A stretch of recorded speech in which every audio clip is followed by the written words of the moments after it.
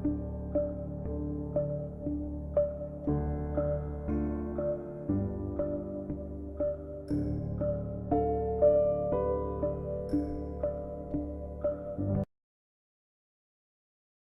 are now about to witness the strength of street knowledge. Witness the strength of street knowledge. Street knowledge. Terrorize the jam like troops in Pakistan. Street knowledge. Street knowledge. Quick service announcement brought to you in part by Warriors. Damn, that shit was dope.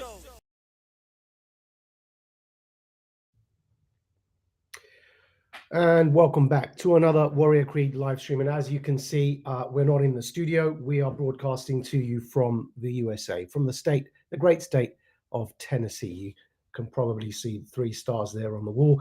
That's the flag of Tennessee. And today we have an important topic to address, and that is a topic that has been all over your news. But of course, as you will no doubt understand, incredibly relevant for Warrior Creed to address it. It's on your screens right now.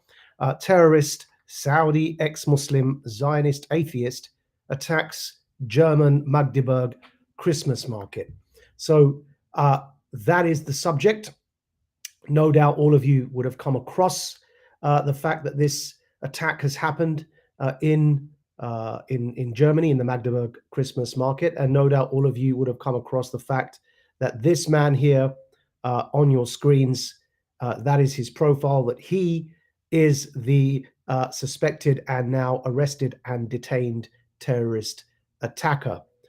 He is named there from his social media profile as Talib Abdul Mohsin, Dr. Talib Jawad. That is the man that we are discussing.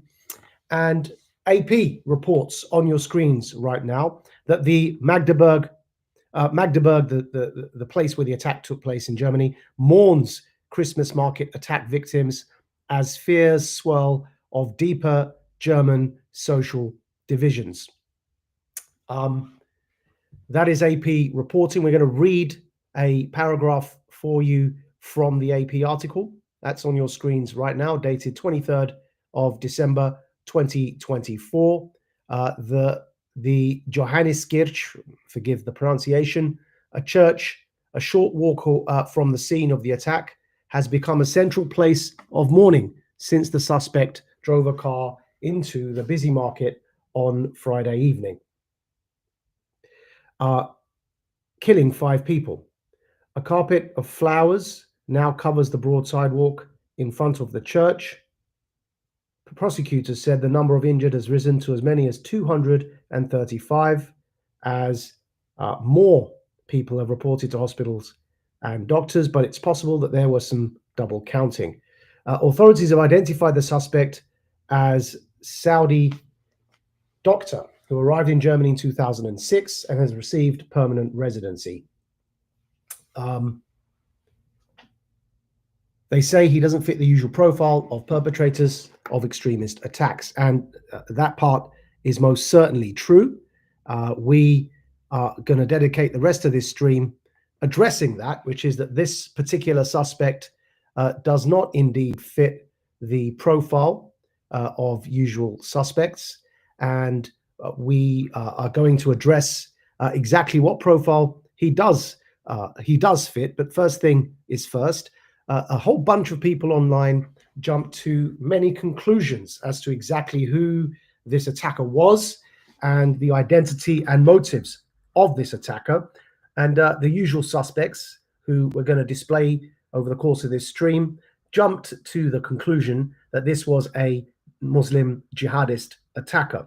There are accounts online, such as this one on your screens right now, named Inevitable West, that went even further and provoked what can only be described as sectarian intercommunal pogroms. As you can see here, raid the mosques, ban the Quran, carry out mass deportations. Our patience has officially expired. That's an example of some of the reactions that immediately assumed that this attacker must be an Islamist or a jihadist attacker, and his motive was that. and that he was a Muslim. Along the similar lines of assumptions made, here's Geert Wilders, the Dutch or infamous Dutch politician, stating a similar conclusion. You can see there on your screens. They hate us. They despise our values. They kill us and our children. We have to stand up with perseverance and vigor. No more, never again. This is our land, our freedom, our life, and we'll defend it and never surrender. Join me and we'll win. We will win. It's curious that was the reaction of people like Wilders, because of course what subsequently became well known, and we're going to go through some of the receipts for that, is, as the title of this stream indicates, the attacker was a ex-Muslim Zionist and atheist. And so it came as no surprise when it was eventually revealed that in fact the attacker believed that very same Geert Wilders was a hero. You can see here from one of his posts, it's on your screens now, we've commented, it didn't seem to hate you though, mate. And that is the attacker, Dr. Talib Jawad, saying, I have to admit that I was deceived by Western leftists, and I thought they welcome refugees because they care for human rights. But my experience in Germany showed me that they welcome refugees because they want to Islamize Europe. The real hero is this man. And then he's quoting Geert Wilders in a post that says, Islam is a lie, Muhammad is a criminal, the Quran poison, let's stop importing this totalitarian ideology. So it's already becoming clear the attacker was a fan of people like Geert Wilders. And the same error was made by the soon-to-be Vice President of the United States of America. Here is J.D. Vance on your screens, hinting through a dog whistle that this was a jihadist attack. Who was driving the car? And we posted another screen grab from this very disturbed terrorist, Dr. Talib Jawad, saying the religion of God is Judaism, asking J.D. Vance, where's his dog whistle now? Because you don't see a similar reaction from these people once it had been revealed exactly who the attacker was and what his motives were. Again, following the line of the usual suspects, here is Lawrence Fox stating Islam must be completely, totally and utterly removed from the West. Otherwise, this happens until we submit to its barbarism, mass deportations of this death cult ideology, and any who favor it ahead of Western liberalism, despite all its faults. True to form, he continued criticizing directly the chairman of Nigel Farage's party, Reform UK, because the chairman of Reform UK happens to be a British Sri Lankan origin Muslim. And for people like Geert Wilders or Lawrence Fox, or no doubt this inevitable West account that is inciting intercommunal sectarian pogroms in the West, that even the fact that a party such as Nigel Farage's Reform UK has a British Muslim chairman is a step too far. As you can see from anti-Muslim Lawrence Fox's posts here, your chairman is a follower of the death cult. There is no place for the death cult of Islam in the West, he says. There is certainly no place for a follower of a death cult being chairman of the so-called legitimate opposition in the United Kingdom. Be careful what you wish for, however dire the circumstances.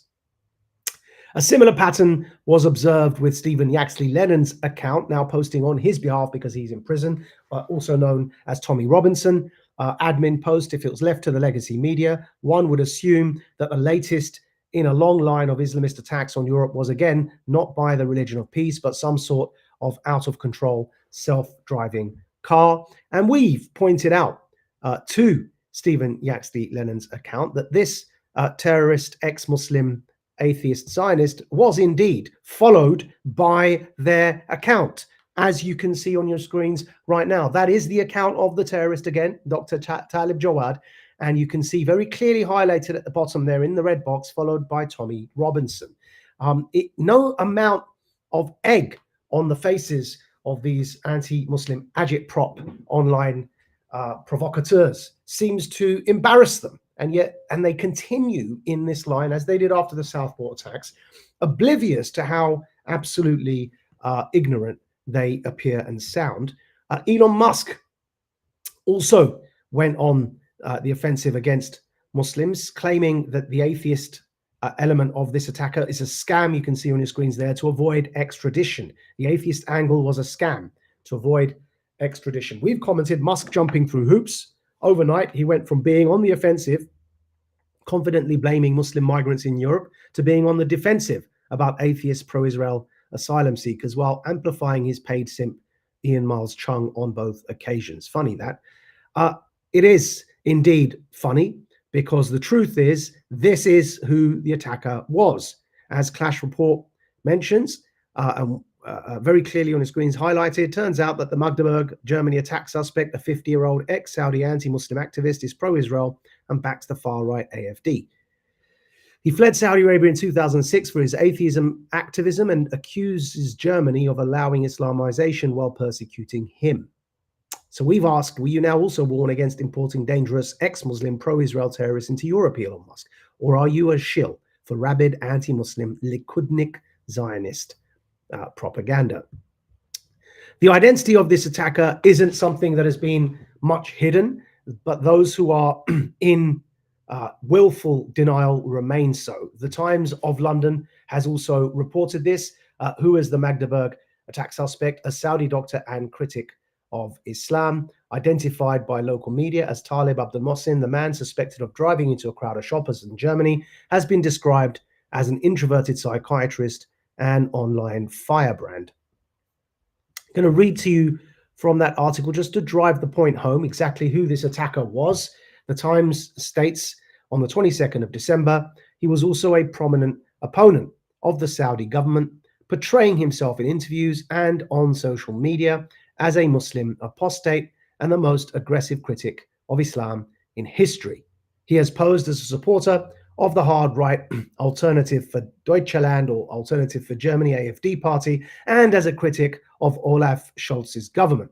One post he shared contains a distorted photo of Scholz's predecessor as Chancellor, Angela Merkel, holding a sign with the words, "I destroyed Europe." He also set up a website as an information source for people in the Arab world who wanted to renounce Islam, according to a video report posted on the BBC's website in 2019. In it, he describes himself as an ex-Muslim who has helped hundreds of people flee the Gulf region. So he is an ex-Muslim. The describes himself as such in a BBC documentary that was made in 2019, and we're going to show you that right now. Hi, my name is Talib. I'm from Saudi Arabia. I'm an activist.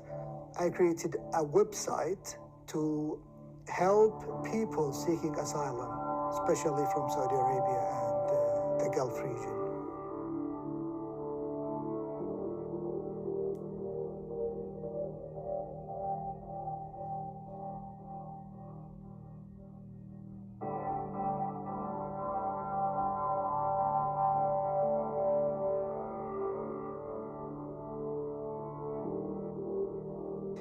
Yeah, I use basically WhatsApp, Twitter, Telegram. If I have time, I spend totally helping Saudi asylum seekers between 10 to 16 hours a day, if I have time. The only Arab country from which I did not have an ex-Muslim seeking help until now from me is Oman. 90% of people who approach me are women between 18 and 30 years old.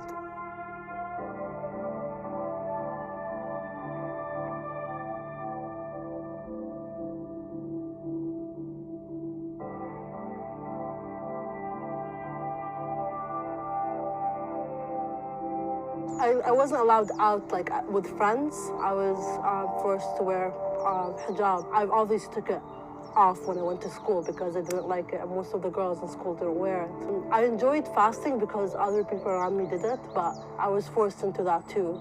And as I got older, I hated it. There's a lot of group chats I'm actually in that have ex-Muslims in them, and like it's very nice to talk to someone with the same view as you. If you renounce Islam in UAE, you do get 15 years in prison.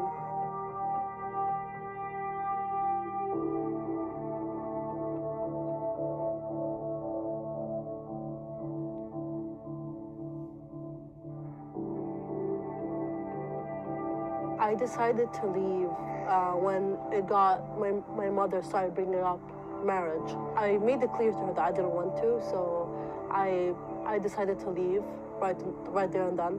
I was scared that my family would go tell on me. I was scared that they wouldn't get me out if like I did get in jail.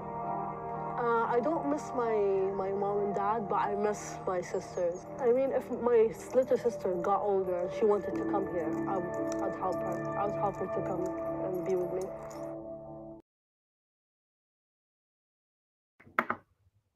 Now, that's from nearly 6 years ago. In truth, Dr. Talib Jawad has been presenting himself as an ex-Muslim for roughly 18 years. And yet, if these anti-Muslim online and offline provocateurs are to be believed, for 18 years, he kept up some form of pretense that he's an ex-Muslim. Really? And you want to believe that just because the conclusions of this particular terrorist attack are inconvenient for those who are only interested in condemning terrorist attacks if and when they occur by Muslims. The fact is, Dr. Talib Jawad was not just an atheist, pro-Israel, ex-Muslim terrorist, but rabidly so. Here he is promoting, on your screens should be popping up right about now, promoting Quran burning events. As you can see here, he says from his account, I put it in my bio, if more people do this, we can attract attention. Quran burning day, the last Saturday of each month, preferably at midnight, starting at midnight on June the 29th to 30th, 2024. There is by now, for anyone that has any semblance of fairness, balance, and desire for justice and truth, there is enough overwhelming evidence now to uphold the conclusion that the Magdeburg terrorist from the Magdeburg market in Germany is a ex-Muslim atheist, pro-Israel, Zionist, therefore terrorist. It is beyond any doubt that he's not a Muslim. He is Saudi. He is an asylum seeker. Therefore, he was an immigrant. There is a conversation around how people such as him have been allowed into countries such as Germany. That is a legitimate conversation to have. It is perfectly legitimate to be angry and upset at, for example, what you may view as your country's overly liberal migration policy. That's a perfectly legitimate debate to be had. It's perfectly legitimate for people to want to curtail immigration, for people to want to, who are worried about a lack of integration by recent arrivals, who are worried about the speed of migration, who are worried about the identity of their country or continent eroding. These are perfectly legitimate feelings and conversations to have. What isn't legitimate is to bullshit that this attacker was a Muslim. This attacker, in particular, this one, was a ex-Muslim atheist Zionist. That is simply the fact. To put out the lie that this attacker was a Muslim is not only, as we've just stated, blatantly false, it is also driven by a desire of those who are backed by the Likudnik Zionist lobby, led by Netanyahu, who is a globalist, chief among the globalists of the planet, of our leaders. Their desire to provoke divide and conquer in Europe between Muslim and non-Muslim citizens, and in the United States of America between black and white, because the number of Muslims here in the US doesn't reach that level. BLM was part of that. We all know by now how BLM was a globalist backed project, but also part of that is the narrative that the anti-Muslim narrative that is being pushed at every opportunity to stoke civil war in Europe. You last saw that during the massacre by the terrorist in Southport who killed children, and then of course many people jumped to conclusions that he was a Syrian migrant, whereas actually he was Welsh-born of Rwandan origin. But that didn't deter people from attacking asylum hotels. 2 of them were burned with human beings inside them. Yet this man was born in Wales, not an asylum seeker. It also didn't deter people from attacking a mosque in Southport, and yet no news about this man's religious affiliation has yet been revealed to us. And so you can see a pattern, such as with this terrorist, ex-Muslim, Zionist, atheist Magdeburg, market attacker in Germany, people jumping to the conclusion that he's Muslim because they are peddling an agenda on behalf of divide and conquer globalists. Chief among them is none other than Mr. Elon Musk himself, who has been particularly vocal in his promotion of this narrative. You can see the meme on our screens right now, and it is a joke meme from the TV show Friends, and it features Phoebe saying, "Is that German Christmas market attacker a Muslim?" And is that Joe? Yeah, is that his name, if you remember? He says, "Nah, he's an atheist. Does he hate Muslims? He abhors them. And Israel? He's a Zionist and loves Israel. So who's responsible for the attack? Muslims." And you can see the point being made there. And that is that any opportunity to shoehorn in a narrative that doesn't fit the facts must be seen with suspicion. Since 2008 until COVID, I co-founded and led the world's first counter-extremism organization, addressing the problem of Islamist extremism and its violent manifestation of jihadist terrorism head-on, calling a spade, and refusing to back down in naming and shaming the ideological culprit involved. If we can do that, then everybody else should be expected to uphold the same standard. And that is, if, for example, you recall, when President Obama attempted to or refused to name ISIS by its name, that they had called themselves the Islamic State of Iraq and Syria, and instead insisted, as did PM Cameron, that we use the word Daesh, which is in fact a ditto copy of that ISIS acronym, Islamic State of Iraq and Syria. And that's simply the acronym for it in Arabic. Daesh literally meant the same thing. And so it was all an exercise in duplicity. And our argument was, just as when the IRA are referred to as the IRA, Irish Republican Army, or Irish terrorism, we don't worry about the fact that we're not calling all Irish people terrorists, because that much is bloody obvious. And the lexicon of English evolved in this way, that when you're referring to Hindutva extremists led by their now PM Modi in India, we're not calling all Hindus extremists.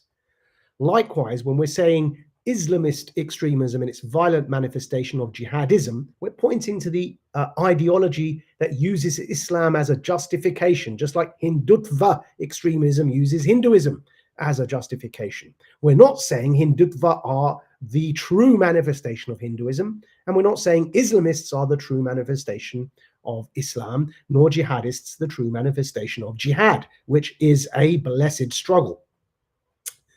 Likewise, those debates we had, by the way, in the War on Terror decade, which thankfully the War on Terror and the false flag that it was is now over. But likewise, let's apply the same consistent standards that was expected of us and that we delivered on, and the world is our witness that we delivered on it, to much criticism, as many of you remember that followed our work during those years, to much excommunication and humiliation from some of the people we were trying to help. And yet we delivered on this. We're expecting others to deliver honesty and truth and serve justice and peace as well. This was a ex-Muslim, atheist, Zionist terrorist. Name it for what it was, just like we named it for what it was, and be consistent. Don't be duplicitous, and don't be disingenuous. Disingenuous like this. You can see there our colleague Ayan Hirsi Ali in denial. Now, it's important before we go there, the stages of grief. Remember, the first stage of grief is denial. And this is what you're going to see now. Over the rest of this stream, you're going to see how ex-Muslims are in denial. They insisted for so many years that we name Islamist extremism and jihadist extremism for what it is. Go online and search Majid Nawaz's debates Fareed Zakaria on CNN's Anderson Cooper. That debate's still online. It was on Anderson Cooper's show. Go and watch it.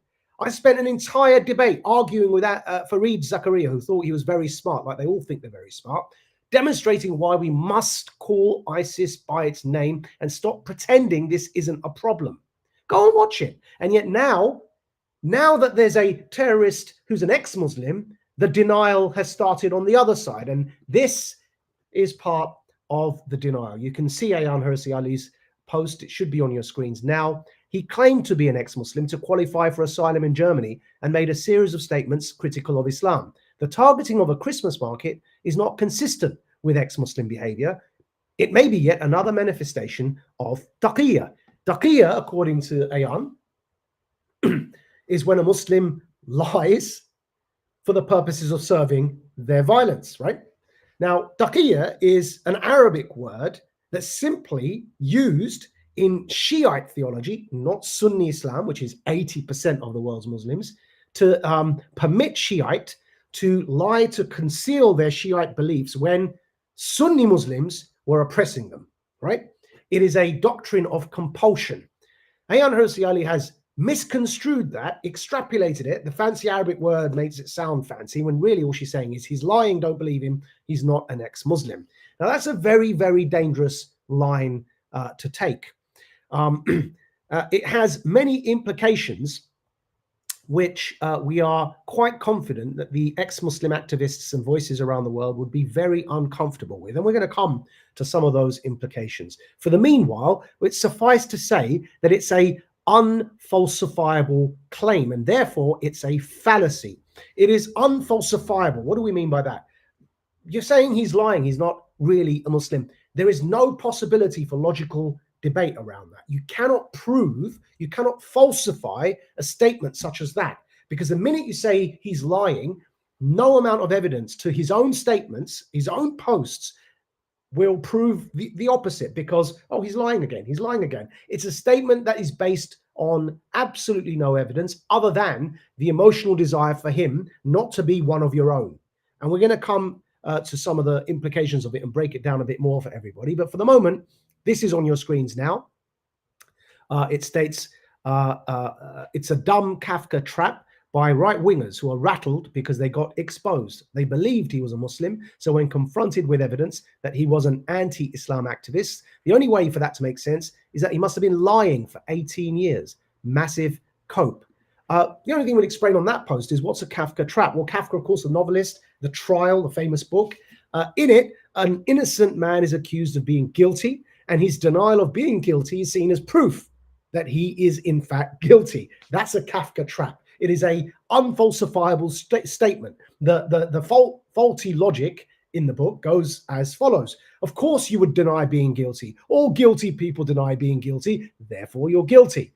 That's a Kafka trap. It's unfalsifiable. There's no way around this absurd logic. And so to say he's not really an ex-Muslim, he's lying, he's actually secretly still a Muslim, there's no conversation. You can't prove or disprove that. It is just a fanciful wish when all the evidence points in the opposite direction. You could, in fact, say it about anyone for anything. In fact, that could mean, if Miss Ayaan Hirsi Ali, our friend and colleague, thinks that this proves that this was taqiyya or lying, then how do we know that Ayaan isn't lying and isn't really an ex-Muslim and lied on her, for example, refugee application to the Netherlands? You can see where this argument goes. Nobody is to be believed on anything, and that's the danger. Ex-Muslims should be very careful setting up such a premise. We've then gone through point by point exactly some of the propaganda they put out that demonstrates their logical fallacies. So have a look on your screens now. We said this is your atheist Christmas market terrorist declaring himself an ex-Muslim organizer in a very old documentary. We just played that documentary for you. The below are Likudnik Zionist agitprop copes led by Elon Musk and amplified by his paid simps on this platform after they humiliated themselves by jumping to conclusions and blaming Muslims. And here are our responses. So the first cope, number one, they're saying he was not really an ex-Muslim, right? That's cope number one. And what we're arguing there is that that's a no true Scotsman fallacy. You can hopefully see it on your screens now. Disclosed TV saying new. Ex-Muslims claim Germany Christmas market attacker Taleb Abdul Jawad is an ex-Muslim and was using the Islamic concept of taqiyya to hide his true identity. We've put above there, and there's no true Scotsman, because the no true Scotsman fallacy is precisely that. Anything you point out, for example, that somebody's done, oh, well, he's not really a Muslim, is he? Yeah, but There is an issue with terrorism among the Muslim community, is there not? Look at ISIS, but they're not really Muslims. No, ISIS were and are Muslims. They're misguided Muslims who use Islam to justify their terrorism. It is a problem. Muslims have a duty to condemn it. We are commanded in our faith to condemn it under the doctrine of Amr bil Ma'ruf or Nahi anil Munkar, to command the good and forbid the evil. This kind of takfiri or excommunication ideology, such as ISIS ideology, must be condemned by Muslims. It's no use denying that it's not our problem. Likewise, now, to be consistent, ex-Muslims are expected to own up to this problem and condemn it because it was done in their name. The no true Scotsman fallacy is the first flaw in their argument. Look to point 2 now. And this is the argument that Ayan just put forward. He was secretly still a Muslim. Look, I know a fancy Arabic word, taqiyya, which means he was lying. Well, the problem there, as we've already stated, is that's an unfalsifiable claim. We're going to go into a bit more detail on that now. And here is our warning on the screens for you. Caution, ex-Muslims should really think twice about using the word taqiyya, that is, which is an unfalsifiable offense that the Magdeburg terrorist was lying about being ex-Muslim in their desperate attempt to disassociate from him. Are they saying that any one of them could be lying to us right now? They are effectively setting themselves up never to be believed again about anything. Due to the false flag war on terror, Muslims have had years of conversation about internal radicalization. Few other communities, the Irish excluded, are prepared or willing for the introspection required, and it blatantly shows. Are they then saying that if he was not an ex-Muslim but was lying and was really pretending to be a Muslim, and that actually taqiyya was a doctrine he's using? Well, we're saying, well, then you're setting yourself up as an ex-Muslim never to be believed about anything again. You're applying for asylum, fleeing from a country that persecutes you for being an atheist, an ex-Muslim, an apostate, and you put on your asylum application that you're a homosexual Muslim, an ex-Muslim, an apostate Muslim, an atheist Muslim. And we can equally then ask, well, how do we know you're not lying? Ex-Muslims need to be very, very careful advancing this argument. It doesn't serve them, and yet the short-term, immediate emotional reaction that they're feeling right now has compelled them to make an argument that is against their interests. Look at this Exhibit A on your screens right now. We could equally argue this man, who is in fact a Mossad agent, but he's also a Palestinian son of a leader of Hamas, who was a Shin Bet informant, who's now all over your online media condemning every single Palestinian. We can also say he's lying. Perhaps you shouldn't believe him. In fact, he looks, if you look at his face, like he's about to become very violent with you. I mean, the argument can be used for anyone. Exhibit B, when an ex-Muslim burns, rips up or eats pages of the Quran, it's all the more reason to suspect them of hiding their true intentions. They're trying too hard to convince their Western audience about their beliefs. They may be plotting an attack. Deport them. Can you see where this is going? It's an absurd argument. Really, really absurd. Back to all the other reasons presented for why he's not really an ex-Muslim. Number 3, the bottom of your screens now. He shouted Allahu Akbar as he was being arrested. No, he didn't. A passerby shouted, "Du Hurensohn," forgive the pronunciation, which means "you son of a whore." It's a common German insult. Beware of any further maliciously edited video.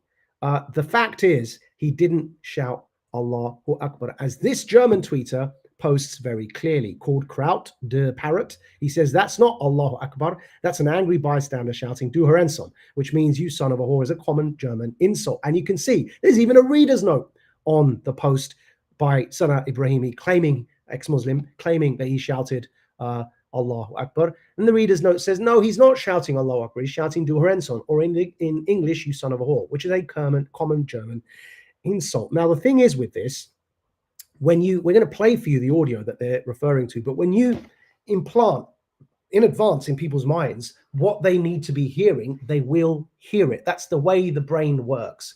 And so when you listen to this clip, remember, if you're being told to listen out for Allahu Akbar, you will hear Allahu Akbar. But the problem here is, first of all, it's mispronounced. And this guy's Arab. He wouldn't be mispronouncing Allahu Akbar as Allahu Akbar, which is the way it sounds. And that's an English way of pronouncing. This guy's Saudi. He speaks natively, speaks Arabic as his mother tongue. In Arabic, you don't say Allahu Akbar. You say Allahu Akbar, not with a prolonged vowel at the end. But secondly, you can also hear "Du Hurensohn" if you look for that as well. So here's the clip. We're just going to give it to you anyway, but it is just not the case. He did not shout Allahu Akbar, and it flies against the face of all the evidence we've just presented to you.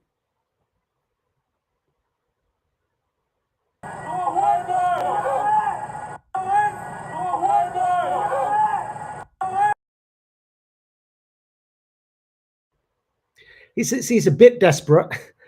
People are clutching at straws because they are loath to admit the fact that this particular attacker was one of theirs. But we're going to move on to the rest of the claims that are being made. And now on your screens, you see the second half of our rebuttal. Number 4 should be at the top of your screens now. Why did he attack non-Muslims at a Christmas market if he's an ex-Muslim? Well, that was part of Ayan's argument. It is ignorant. Look at the answer there we've given. He hated Christians too. He was an atheist. Just like the Norwegian far-right nativist terrorist Anders Breivik exclusively attacked white non-Muslim children. At the end of the day, you remember Anders Breivik? Yeah, you remember Anders Breivik? Well, we'll show you who Anders Breivik was. Here's Anders Breivik, Norwegian mass killer, as reported by Reuters in 2024, November the 19th. Norwegian mass killer Breivik says his attacks were necessary in a parole bid. That's why this article is from 2024, even though the attack happened many years ago. He's now trying to appeal. What did he do? On your screens from Reuters, 19th of November, 2024. Anders Behring Breivik, the jailed mass murderer who killed 77 in Norway's worst peacetime atrocity, told a court that his attacks were necessary as he asked for early release on Tuesday. But a prosecutor said he remained dangerous and should not be freed. In July 2011, the anti-Muslim neo-Nazi killed 8 with a car bomb in Oslo and then gunned down 69, most of them teenagers, at a Labour Party youth camp on Utøya Island.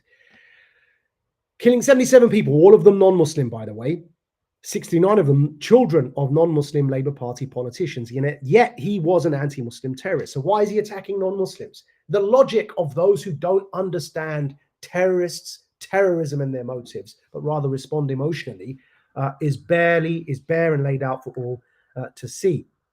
And remember Ayan's point, ex-Muslims wouldn't attack a Christmas market. We've just shown you Anders Breivik, an anti-Muslim extremist who exclusively attacked non-Muslims. As for Dr. Talib Jawad, why he would attack a Christmas market, I don't know, maybe because he hated Christians too. He's an atheist. Look, here it is on your screens. He clearly hated Christians. Here's another post of his. Dr. Talib Jawad says, a brave rabbi declares, the prostitute Mary, may God forgive us, the prostitute Mary betrayed her husband and gave birth to Jesus. I mean, that's quite a hateful post to post about Christians, right? So at the end of the day, these sorts of arguments, they don't stand up to scrutiny. Moving on to number 5 that they've put there. Actually, before we get to number 5, there's one more which we didn't add to that list, but we're going to address. And that is that apparently online with some of his posts, he defended Hamas, which proves he must have been a secret Muslim. Absolute rubbish. They can't read Arabic. They don't understand what he was saying. He did not glorify Hamas. You can see it on your screens now. It was a sarcastic tweet that he made to somebody else who was pro-Hamas. What he was saying was, if you like Hamas so much, we'll bring them to your home. He was being sarcastic online. He's not a Muslim praising Hamas. He was an ex-Muslim saying Germany's too lenient on those sorts of extremists. If you like, we'll bring them to your home. All of this, by the way, all of these receipts we're showing you will be in the written version of the Radical Dispatch for you all to check out for yourselves. We don't want people just to believe us. We want people to be fair and consistent. And this case demonstrates people are not fair and consistent, and that all of their criticism against the Muslim communities since we founded Quilliam in 2008 to address Islamist and jihadist extremism, all of their criticisms, which was also our criticism that our community needs to do more to address this problem, now applies to them too.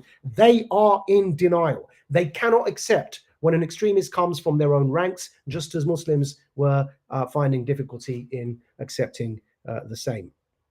And now we're going to go to point 5 on the list that we mentioned there. Okay, they say in desperation, okay, all right, fine, we concede, but he's still a brown migrant and all brown migrants must be deported.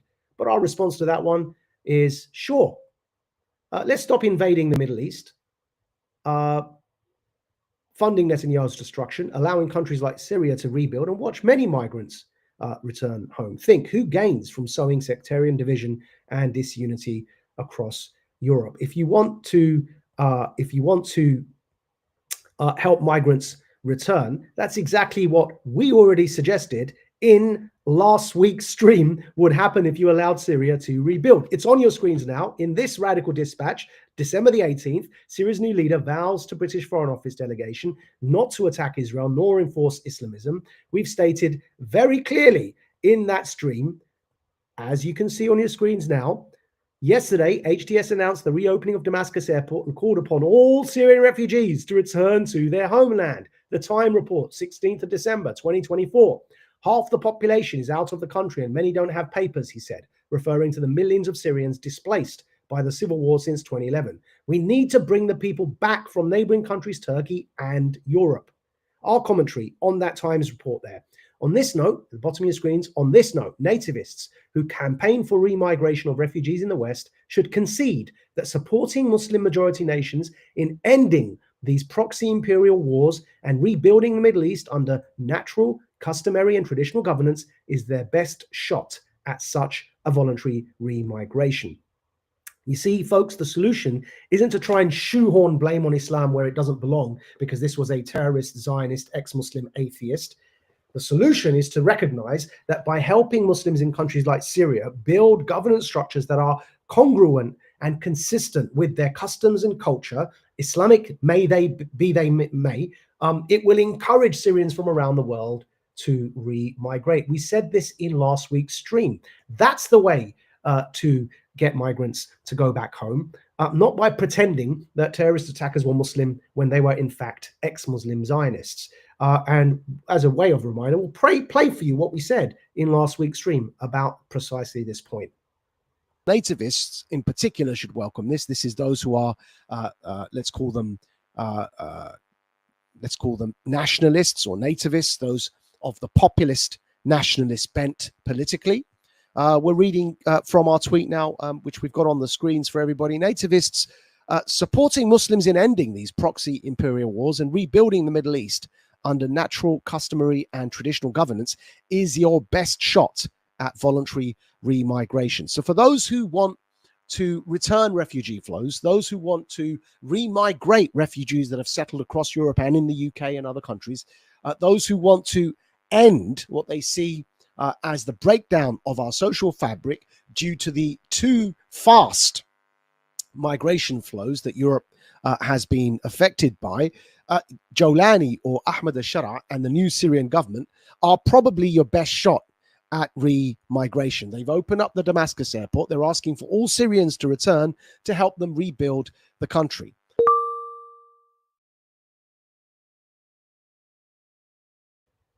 And there it is. So you go back to point 5 and it says, okay, but he's still a brown migrant and all brown migrants must be deported. Sure, we say, let's stop invading the Middle East and funding Netanyahu's destruction, allow countries like Syria to rebuild and watch many, many migrants return home. It couldn't be clearer. And so the denial, as we've stated, is the first stage of grief. Getting through the denial, you can see on your screens, the first stage of grief. A different pro-Israel ex-Muslim with an Israel flag in his bio admits openly that the Magdeburg Christmas market terrorist was an ex-Muslim and not some absurd secret undercover jihadi Muslim that he somehow kept up as an act for 18 years. Here is that other ex-Muslim who's at least willing to admit the truth in this regard, Ridvan Aydemir, who goes by the name Apostate Prophet online. We're reading to you his posts. He says, I'm an ex-Muslim. I know that many ex-Muslims and critics of Islam want to believe that the Christmas market terrorist in Germany is an undercover jihadist Muslim who pretended to be against Islam to harm non-Muslims. It's more complicated than that, he says. And we're going to post his full thread on the written dispatch tomorrow, which we may in fact publish today because tomorrow's Christmas. So we'll probably get it out of the way today for everybody. But we'll publish all these receipts and you can go find them on Radical Media, which is found at majidnawaz.substack.com. But we'll show you a few of his posts here just to drive the point home. So this Ridvan Aydemir, who goes by the name Apostate Prophet, he says, so why the Christmas market? And he explains in messages to ex-Muslims, he warned that he would attack the Christmas market to draw attention. What better place than the Christmas market? People reported these threats to German authorities who didn't do anything. And you can see there, circled at the bottom of the screen, the probability that I slaughter random German citizens due to the cover-up played by the German authorities. That's his own words in messages he sent to other ex-Muslims. He was effectively admitting that he was going to do this before he did it. Ex-Muslims were all actively in touch with him. It's why they're so shocked and in denial that one of their own did this, because this guy wasn't just any ordinary ex-Muslim, by the way. He, as you saw in that BBC documentary, was an ex-Muslim organizer. He had a website. He was in Germany receiving asylum seekers who were ex-Muslims as a port of receiving them, a bit like how Al-Qaeda in Peshawar were receiving jihadi foreign fighters that were coming from abroad to fight the Soviets in Afghanistan. That's what Al-Qaeda meant. It meant base of operations, and they were there receiving all the foreign fighters. This guy was in Germany with an ex-Muslim website, the Al-Qaeda of ex-Muslims, receiving all these ex-Muslims. He wasn't just any ordinary ex-Muslim. He was one of their main organizers. This guy, Apostate Prophet, continues with his rebuttal of the conspiracy theory that this guy wasn't really an ex-Muslim. He says in this tweet, he allegedly admits to being a Shiite or a Wahhabi, but that's not what he's saying. Number one, he says fellow Saudi ex-Muslims in the tweet. Number two, he says he was a Shiite, not that he is. Number three, he never said he is a Wahhabi, only that it is the, quote, original Islam. Wahhabis don't use the pejorative term Wahhabism. He's correct, by the way. This was the ex-Muslim terrorist, Dr. Talib Jawad, saying that he believes that Islam is synonymous with Wahhabism, and that's why he rejects it. In other words, he's saying Islam is literalist. It is the Saudi version, and I want nothing to do with it. An argument that we, for example, wouldn't make. If you go to our Oxford Union debate, we'll again repost it for everybody in tomorrow's dispatch.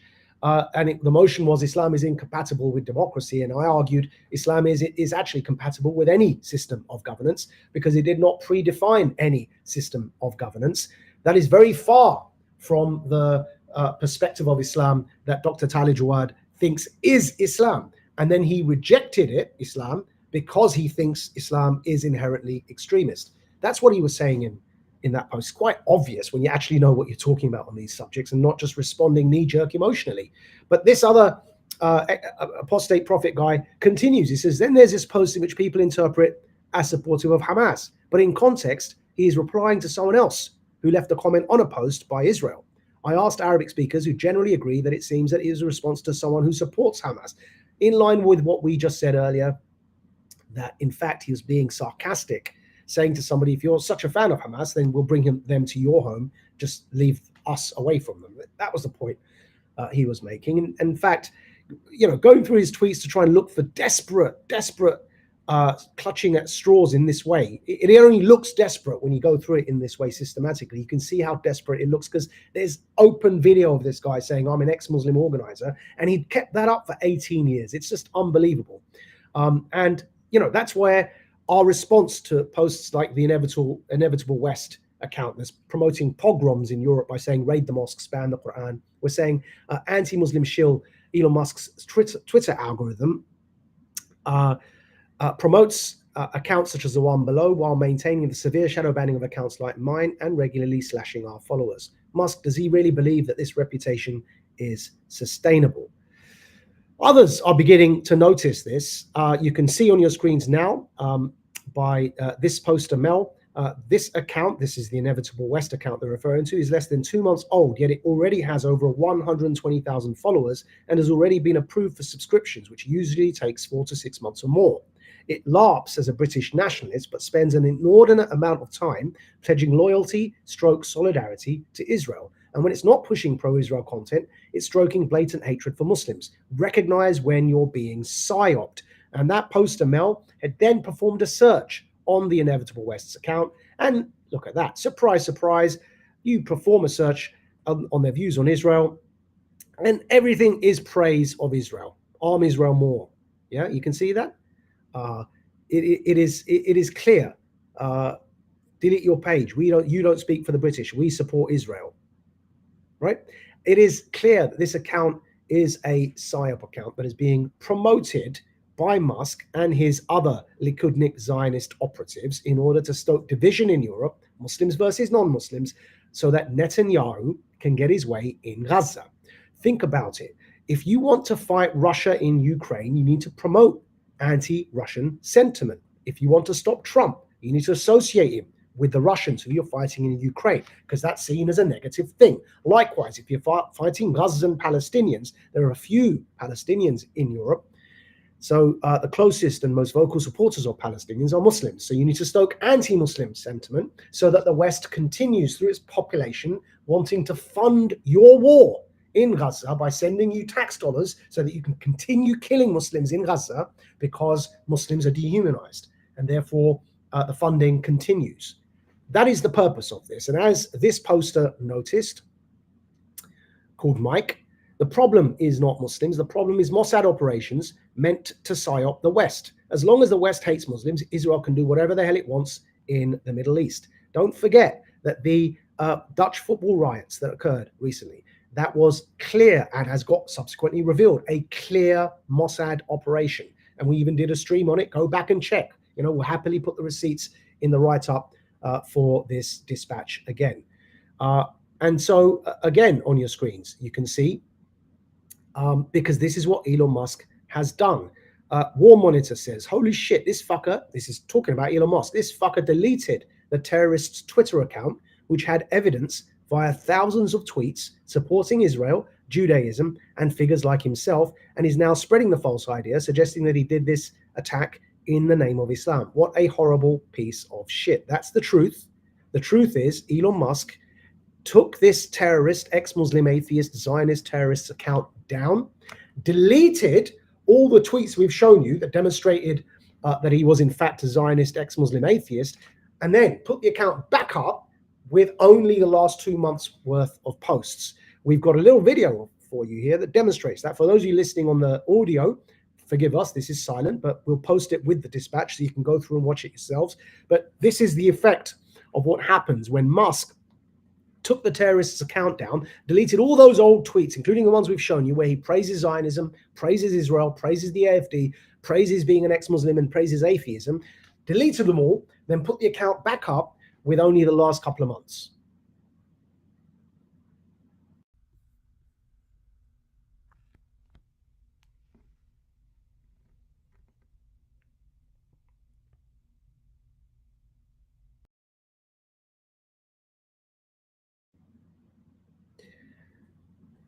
That's effectively what he did. That's why you see people like War Monitor being so vocal about this. Holy shit, this fucker Musk deleted the terrorist Twitter account, which had evidence via thousands of tweets supporting Israel, Judaism, and figures like himself, and is now instead spreading the false idea, suggesting that the terrorist did this attack in the name of Islam. What a horrible piece of shit, which has led people online to ask, why does Musk hate Islam and Muslims?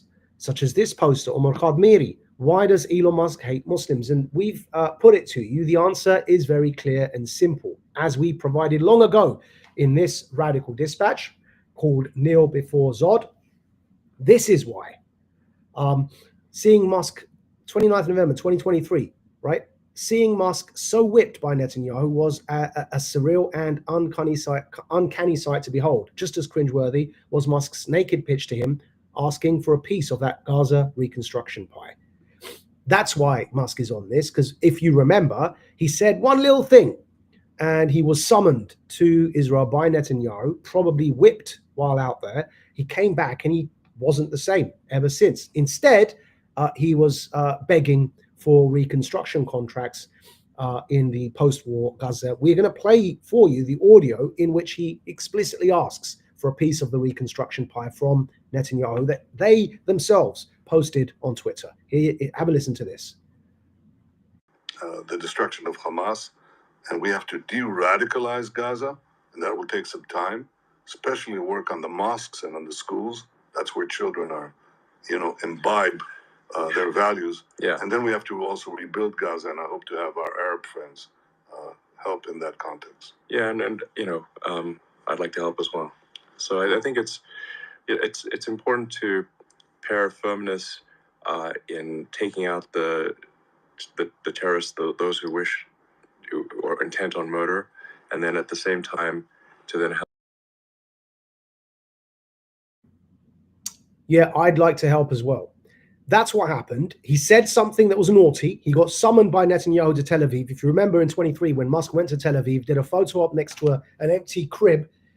Turned out there were no burned babies. There were no babies baked in ovens. But all of that time, at the peak of that propaganda, Musk went there with Netanyahu, stood next to a photo with an empty, bloodied crib, And the subsequent result was that interview where Musk said he'd like a piece of that reconstruction pie too. I'd like to help with that.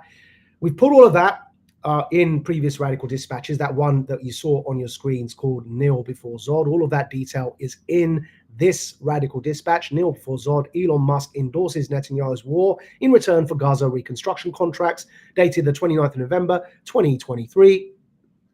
And we'll repost it all for you in the written version of this stream that we will publish very soon, maybe today, for everyone to see. We're going to conclude with a message that we placed in this Radical Dispatch, dated 23rd of October 2024, headlined Netanyahu Security Minister demands Israeli settlers reoccupy Gaza.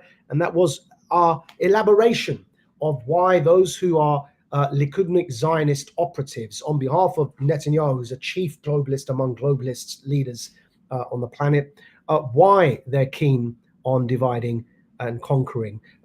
This is just as a by way of conclusion for everybody to really drive home the point that what you witnessed with this ex-Muslim atheist Zionist terrorist attack in Germany and the reaction of people like Musk, J.D. Vance, Geert Wilders, Tommy Robinson, or Stephen Yaxley-Lennon, and Lawrence Fox. Well, it was actually Stephen Yaxley-Lennon's account on his behalf, and Lawrence Fox and others.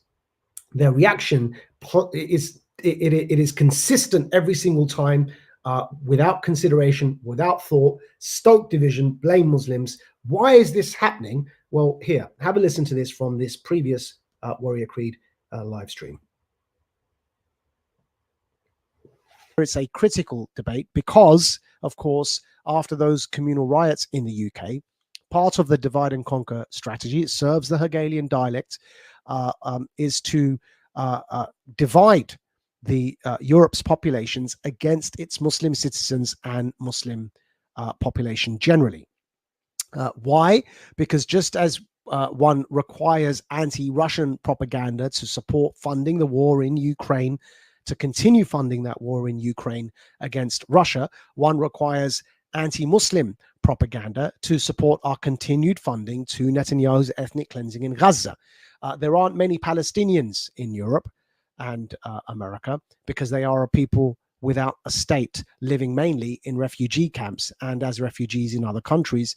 But there is a very large Muslim diaspora in Western countries. And so the closest thing to funding the equivalent of anti-Russian sentiment to support the Ukraine war, the closest thing to funding anti-Palestinian sentiment in the West is to encourage anti-Muslim sentiment in the West so as to try and keep the incentives high to continue funding Netanyahu's ethnic cleansing in Gaza, because Western Muslims happen to be the most vocal opponents of Netanyahu's ethnic cleansing. So that is a crucial debate coming up this Thursday evening at Oxford Union. And we hope to be able to represent sanity and reasonable debate and discourse at that debate this Thursday at Oxford Union. That's